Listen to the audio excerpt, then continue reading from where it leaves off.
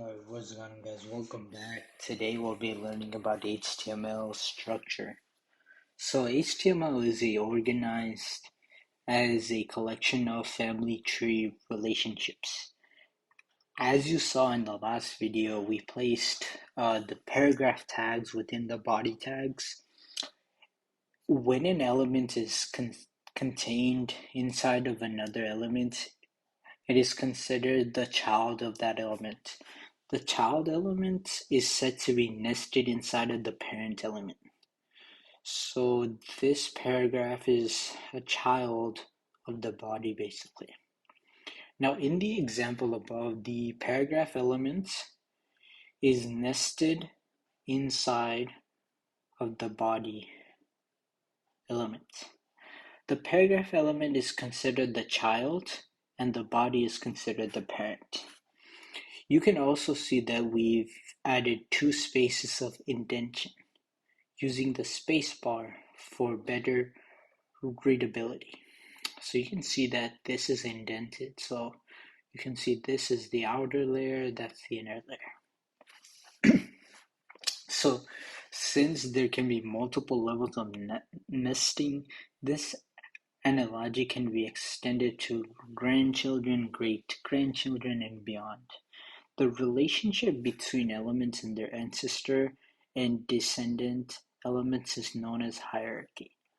Let's consider a more complicated example that uses some new tags. So we have the body as the outer. Then you'll see that we have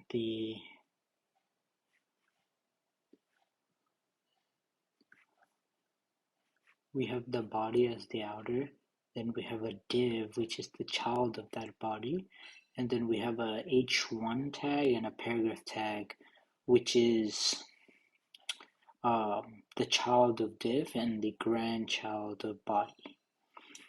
And these are siblings. The h1 and p are siblings.